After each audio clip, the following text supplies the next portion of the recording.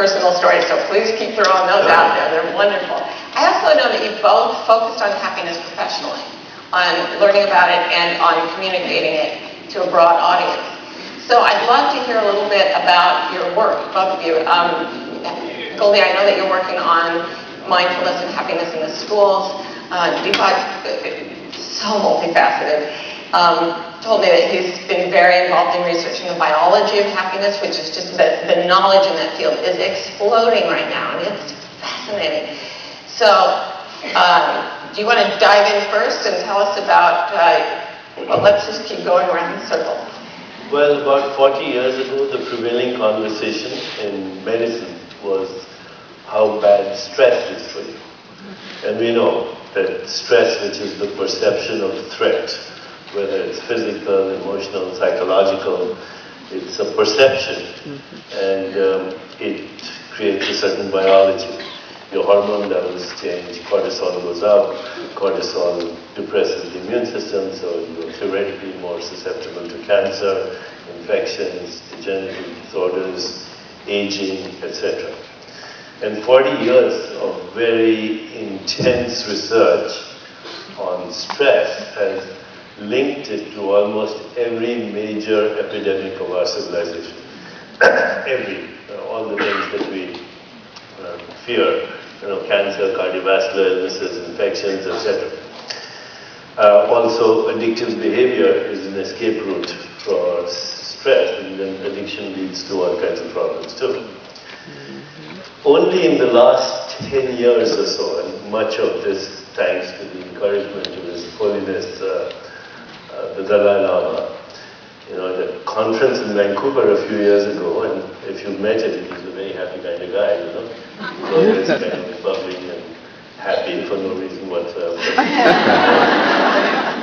He said to a group of us, he says, why don't you actually look at happiness? Why are you always studying stress? Which is very interesting. So of course in the last 10, 15 years, since then, and slightly before that, we know a lot about what happens when you're feeling joy, or equanimity, or love, or compassion. There's some very interesting things that happen. Your brain secretes more of things like opiates, dopamine, serotonin, oxytocin. These are and there are about 100 other little neurotransmitters, but these are the ones that have been looked at a lot. So opiates, which you also secrete when you're exercising, they make you a little high. Dopamine is an antidepressant. Serotonin is linked not only to antidepression, but is linked to feeling of self-esteem and confidence. And oxytocin is actually the most interesting, because oxytocin, when I was a medical student, was only associated with breastfeeding and the moment of expulsion of the fetus. It causes uterine contraction and expulsion of milk. But now we know that oxytocin is also a pleasure hormone. So when actually people are having sexual pleasure or orgasm, their oxytocin level peaks. And is that true for men as well as women? It is true for men as well, but it's easier to measure in women, sure. The oxytocin. But oxytocin also goes up anytime you have pleasurable emotions, or you think of pleasurable emotions, or you have the memory of pleasurable emotions. Oxytocin also goes up when you bond with somebody.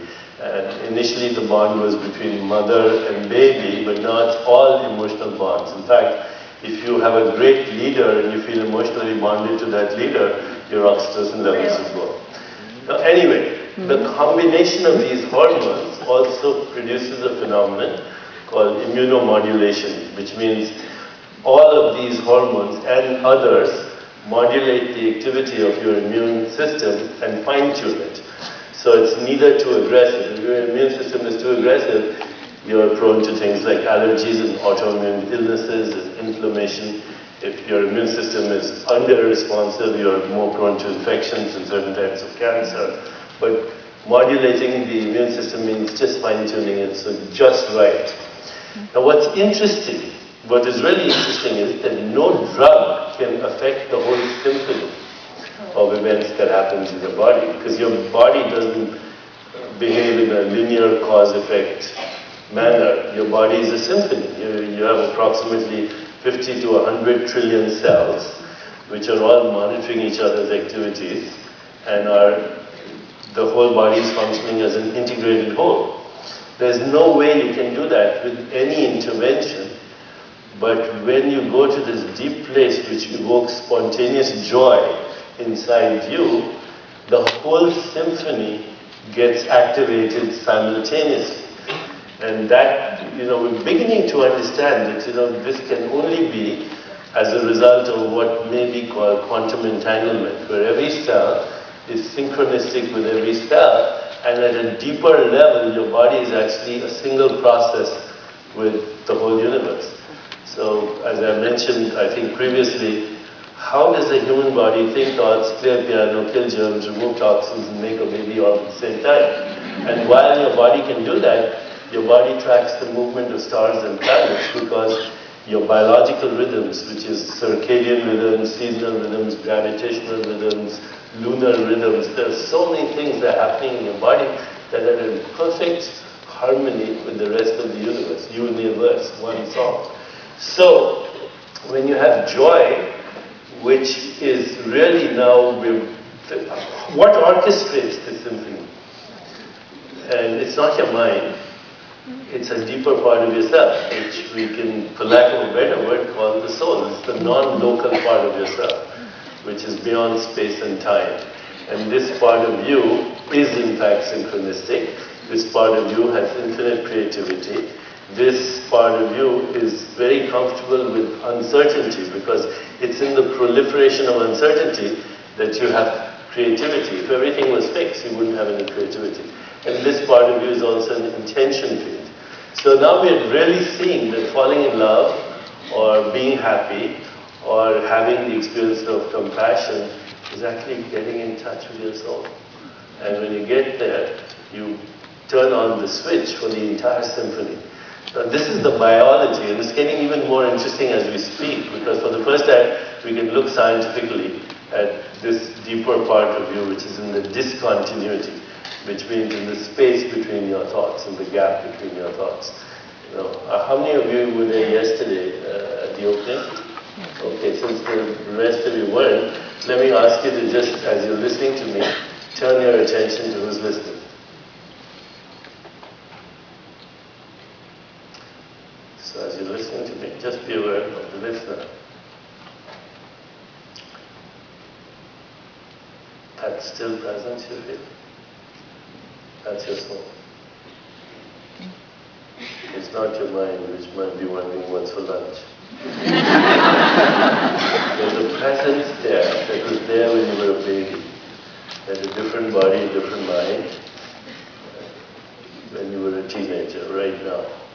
That presence is your ticket to freedom. Because that presence, which is in the space between your thoughts, is the window, the corridor, the vortex to what we may call the infinite mind, the non-local mind. There's a lot to talk about that too.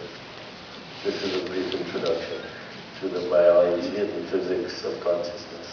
And isn't it also true that any two particles that have been in contact are always quantum entangled thereafter? So when we come together and you get to feel these great souls,